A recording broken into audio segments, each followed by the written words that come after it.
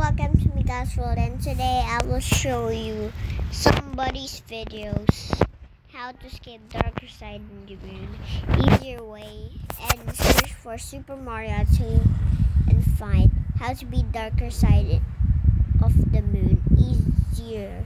Super Mario Odyssey. It's Blue Television Games. I missed out on the first time I made the video. I was on a video on the darker side of the moon. I made a video on this not too long ago that showed you an easy way to get through it. This version will be updated to where it's even easier than before. There's a couple skips that I missed out on the first time I made the video I was unaware of, so I thought I should make this update video in case anyone's still having trouble beating this. I do recommend eventually trying to beat it legit, because it's really fun and really satisfying to conquer this without using any skips.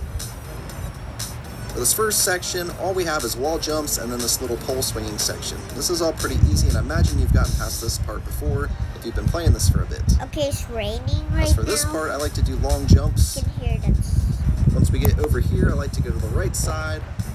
And once you get pretty close to the platform over here, I do a little cappy throw and bounce off. Oh, I can do that jump. As for the lava bubbles, this section can be really, really easy if you just keep a steady pace and watch for your openings.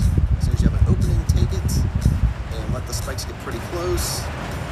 Once again, every time. Oh my gosh, that's so loud right It's no big deal. We'll have I hope people safe. You just don't want to not hit the lava, because then you'll uncapture the lava bubble and have to start. Oh my gosh. If you did take some damage, you can sneak around the corner back here and grab this heart. Alright, now we want to capture this uproot. You can actually get through this whole section without the uproot, but if you're having trouble with this, chances are you're going to want to take the easy route, and we'll just go ahead and use the uproot. As long as you stay moving pretty quick here, this section is quite easy. These guys will not get to in time. Hop up here, push the platform up, and jump over. Now if you did take a hit back here and you're feeling a little nervous, you can hop up here and grab yet another heart. To jump over these guys, just get nice and high. That's a cool secret. Right over all of them. Guys, push this platform down, we'll head over to the next section. Now with 3 hearts left, you should be plenty safe here. This section can be a little bit tricky. I think the intended way to get through this is to swim over these guys. The way I like to do it is do a running long jump, throw Cappy, bounce off Cappy, and then twirl. So you can hear it? If you do that, it's pretty easy to get by them, and once again, if you take a hit, no big deal. There's not going to be too many more spots where we'll take any damage. Alright, once you get Yoshi, we'll start riding up here. If you do need some extra coins, I recommend going across with Yoshi right when your head hits a coin. If you do that, you'll be able to collect every single coin. Once we get to this point, we'll just stay on the left. If you do so, you will not get hit. Once we get to the top here, we'll hop across. This section is also really easy. Once you head over to this area with these blocks that kind of make a little staircase, what we want to do is jump over the first set, flutter jump onto the second set, and then flutter jump over the third set. That's the easiest way to get across this, I think. Once we get over here, we can drop off Yoshi. We really don't need him anymore. Hit this P-switch. Believe it or not, we are almost completely done with this challenge. We're going to be skipping a lot of stuff from here on out. So here's one of the big major skips I missed in my first video.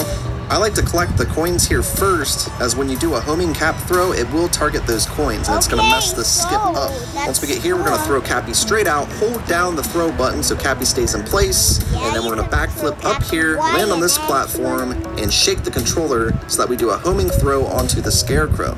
Now let's try it. Throw, backflip, shake the controller, and with this skip, we'll bypass the whole tricky wall jumping section. If you did manage to take damage somewhere, go ahead and snag yourself another heart right here. Now we have a part with the gliding. Capture him, and we're going to dive off here. Okay, that's and if you keep shaking the controller, you will stay at the same altitude, but if you get nice and low on one of these tornadoes, sometimes it'll shoot you high up into the air. Since there's 4 of them here, we're going to go ahead and try again on this one, see if we can get shot up into the air nice and high. And there we go, we got up nice and high, plenty high enough. Now what you want to do, once you get the gliding going nice and high here, is not push any buttons on the controller more than you have to, and just keep shaking the controller. If you hit left or right, you will start to decline a bit, and you don't want to do that, so just keep shaking your controller. You'll maintain almost an exact altitude, and you'll be able to pull off this huge skip here. We're bypassing multiple sections, and a section that I didn't include in the last video, which is the Bowser section. We can bypass that by shaking the controller here, and going all the way over here to this electric pylon. Once you get here, hop out of the gliding, ride the electric wire up, and guess what? You've just bypassed everything and beat the Darker Side of the Moon challenge. Alright guys, if you're looking for an even easier way to skip and you don't mind glitches, make sure you check out my Flying Frog glitch tutorial. Once again, I highly recommend beating this challenge legit as well. It's very